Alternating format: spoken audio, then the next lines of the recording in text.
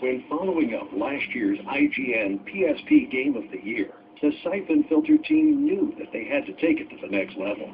And to do that, they started with the story. We need you on site now. Transport standing by. I've written all the stories for Syphon Filter once. I've been doing it for 10 years now. I felt it was time to bring in somebody new, bring in some fresh blood, bring in some fresh insight into the characters. And Greg Rucka was a perfect choice. Best known as one of the architects of the DC universe, Greg is also the critically acclaimed author of several spy novels. One of the Uber bosses was somebody who was familiar with my work, was actually a big fan of the novels and the comics. And I've been sending copies of the books to her. And do a comic book series as well called Queen and Country, which is pretty much realistic modern espionage. I think that she and John Garvin had a conversation that said, hey, here's a guy who could probably come up with some good ideas for Gabe Logan's world. So,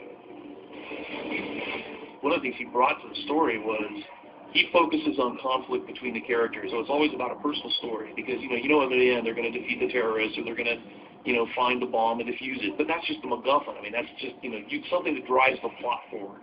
And what makes the story interesting is not how they, how they get the MacGuffin back or how they destroy it. What makes the story interesting is what happens to the characters on their journey towards accomplishing that. All right, I'll do it.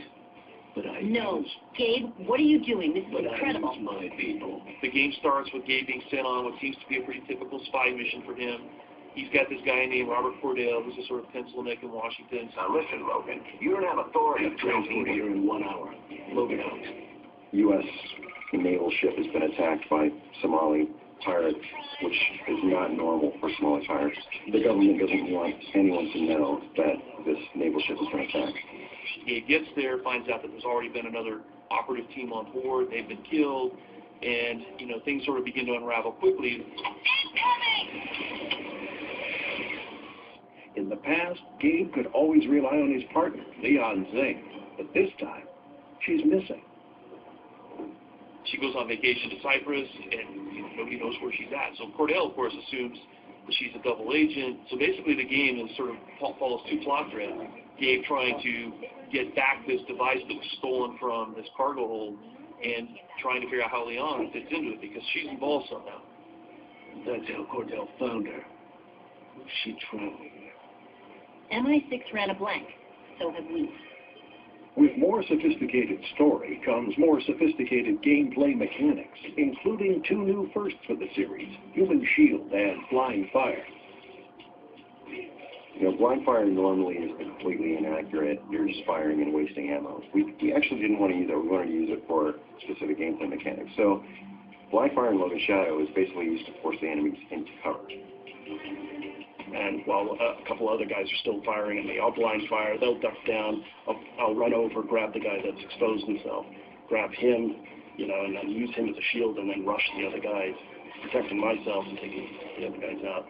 He's struggling, and he will break free if you're not careful. So you've only got a certain amount of time, if you don't have a good grasp on him, he will break free, and then you all of a sudden got to deal with him again and the other guys.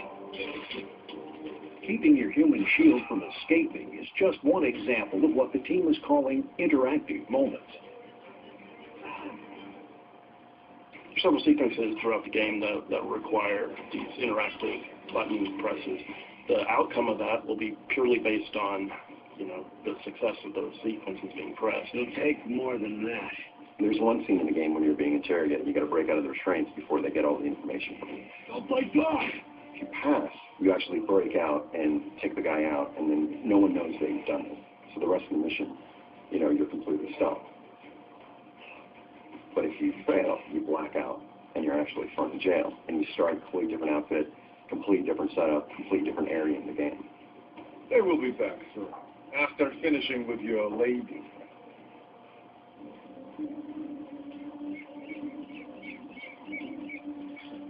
This is where she went down. Should be 300 feet. Assuming you don't get us killed. A little later in the game, with the help of salvage expert Dane Cook, Gabe returns to the USS Mount St. Helens, but this time, something's different.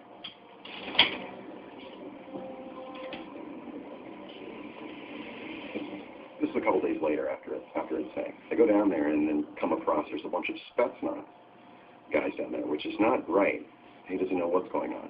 Dane's not equipped for combat at all.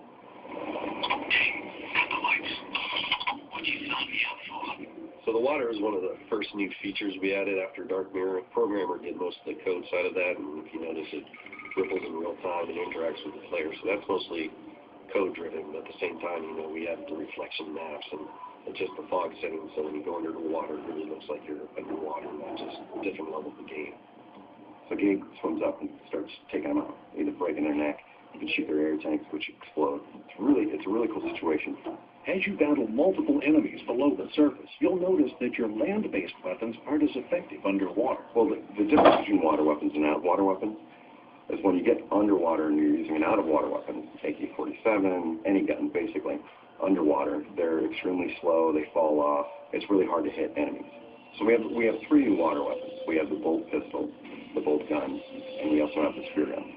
Spear gun is pretty cool because when you shoot, you actually have to track your enemy. You can't just use target lock and dead aim. You have, because the underwater things move a little bit slower, so you have to track them a little bit and then shoot them. You see the spear shoot out, and then you can retrieve the spear. So that's pretty cool.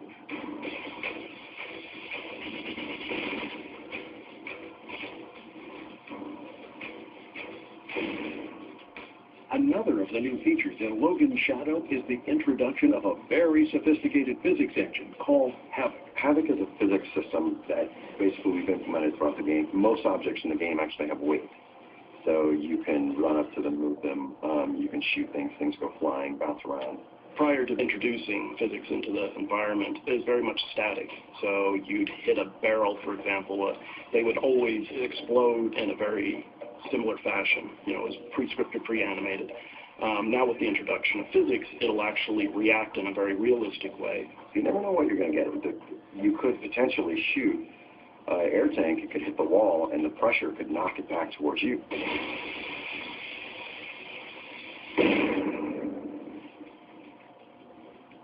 Once again, the Syphon Filter team has raised the bar with a compelling story, incredible physics, and truly unique gameplay, all in the palm of your hand.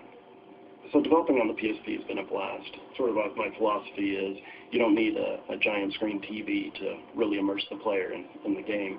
And with the capabilities of the PSP, the wow factor is there, whether it's through stunning visuals or gameplay that the player can't put the PSP down.